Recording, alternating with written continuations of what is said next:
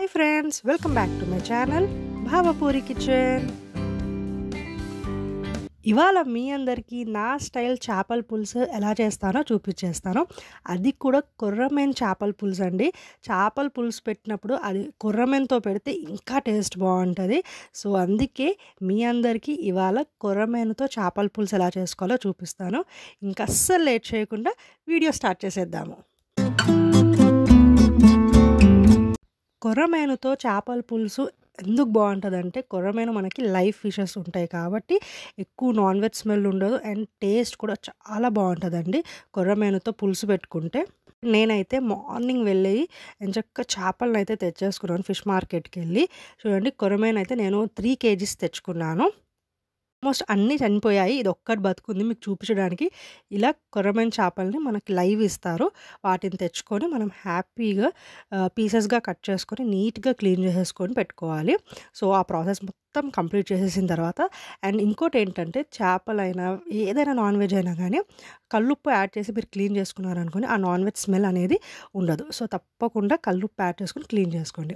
ఇక్కడ నేను చేప ముక్కల్ని ఫస్ట్ మ్యారినేట్ చేసి పెడుతున్నాను. దాంట్లో తగినంత ఉప్పు యాడ్ చేయండి, ఒక 2 టేబుల్ స్పూన్ కారం యాడ్ చేయండి, అలాగే 1 టీ స్పూన్ పసుపు, అండ్ దీంట్లో నేను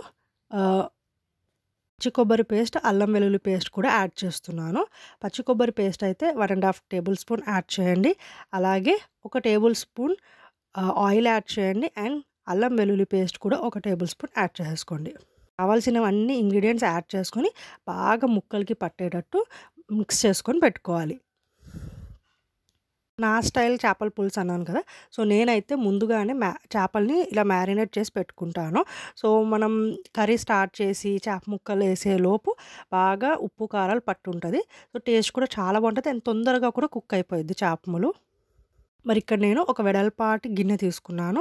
వెడల్పాటిగా ఉండాలి, అలాగే మందంగా కూడా ఉండాలి. చేపలు మనం కర్రీ చేసినా, పులుసు చేసినా, లేకపోతే ఫ్రై చేసుకున్నా కూడా, ఎందుకంటే ఒకదానికొకటి అంటుకోకుండా దేనికది సపరేట్గా కుక్ అవుతాయి. మందంగా కూడా ఉండాలి, ఎందుకంటే చేప ముక్కలు కింద తొందరగా అంటుకున్నాయి అనుకోని అవి బ్రేక్ అయిపోతాయి అందుకే. సో ఇక్కడ ఒక గిన్నె పెట్టుకుని దాంట్లో నేను 4 టేబుల్ స్పూన్ ఆయిల్ యాడ్ చేసి దాంట్లో నేను ఒక 3 పెద్ద సైజు ఉల్లిపాయలని ఇలా కట్ చేసుకొని వేసుకున్నాను. ఉల్లిపాయలు కొంచెం సాఫ్ట్గా అయ్యి పింక్ కలర్లో చేంజ్ అయ్యాక మనం పచ్చిమిరపకాయలని యాడ్ చేసుకుందాము. చేపల్ని మనం చేయడమే కాదు, చేపల్ని సర్వ్ చేయడం కూడా చాలా ఇంపార్టెంట్.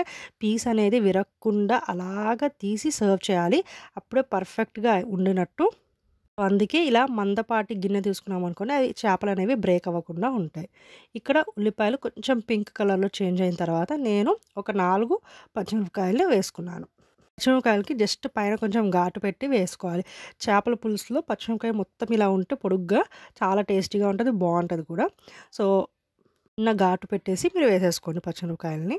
పచ్చిమిరపకాయలు అండ్ ఉల్లిపాయలు బాగా వేగిన తర్వాత మనం దీంట్లో ఒక పేస్ట్ యాడ్ చేసుకుందాము. నేను చెప్పాను కదా, నా స్టైల్ చేపల పులుసు అని, నేను తప్పకుండా ఈ పేస్ట్ యాడ్ చేస్తాను. అప్పుడే టేస్ట్ అదిరిపోయిద్ది అనమాట, అండ్ కొంచెం గ్రేవీ కూడా వచ్చింది. సో అదేం కాదండి, నేను ఒక పెద్ద సైజు ఉల్లిపాయ అలాగే ఒక పెద్ద సైజు టమాటాని పీసెస్గా కట్ చేసుకొని మిక్సీలో వేసేసి కొంచెం కచ్చాపచ్చాగా గ్రైండ్ చేసుకుంటాను అనమాట. పేస్ట్ వేయడం వల్ల టేస్ట్ బాగుంటుంది అండ్ కొంచెం గ్రేవీ కూడా వచ్చింది అనమాట. సో అందుకే మీరు స్కిప్ చేయకుండా తప్పకుండా ఒక పెద్ద సైజు ఉల్లిపాయ అండ్ ఒక పెద్ద సైజు టమాటా ఈ రెండింటిని ముక్కలుగా కట్ చేసుకొని కచ్చాపచ్చాగా గ్రైండ్ చేసుకోండి. నేను 3 kgs కొర్రమీను చేపల పులుసు చేస్తున్నాను. సో దాన్ని బట్టి నేను చెప్తున్నాను మెజర్మెంట్స్ అన్నీ కూడా. కొంచెం కలర్ మారింది కదా ఉల్లిపాయలవి, ఇప్పుడు మనం ఈ పేస్ట్ని యాడ్ చేసుకుందాము. ఈ పేస్ట్ వేసి మనం ఇంకొంచెం సేపు మంచిగా వేగే వరకు ఫ్రై చేసుకుందాము. ఈ టమాటా అండ్ ఉల్లిపాయల పేస్ట్ పచ్చివాసన పోయే వరకు మంచిగా ఫ్రై చేసుకోండి.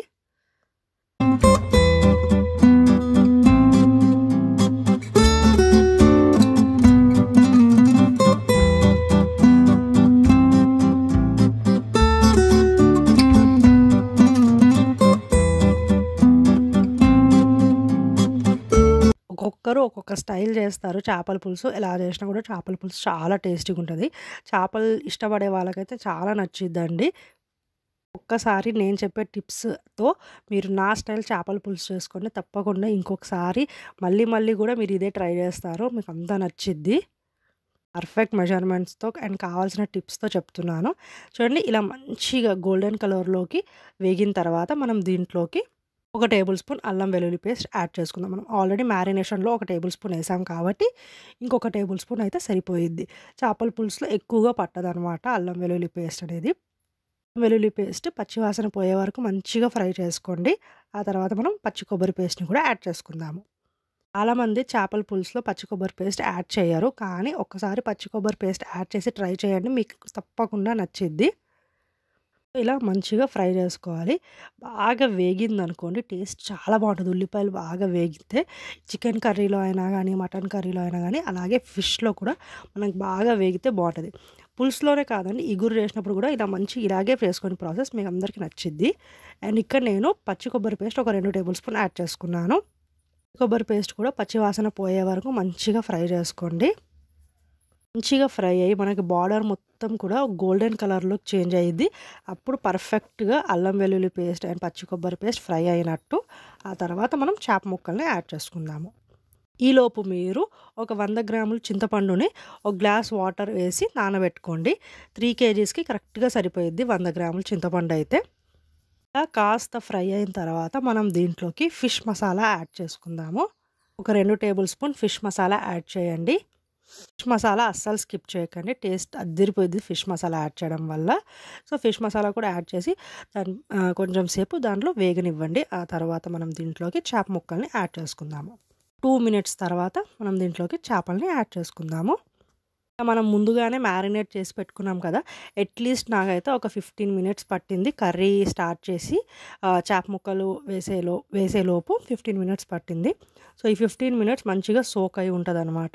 అండ్ మనం కుక్ చేసేటప్పుడు కూడా తొందరగా కుక్ అయిపోయిద్ది. మెత్తగా సాఫ్ట్‌గా కుక్ అయ్యిద్ది ఫిషెస్. సో, ఈ స్టెప్‌ని అస్సలు మిస్ అవ్వద్దు.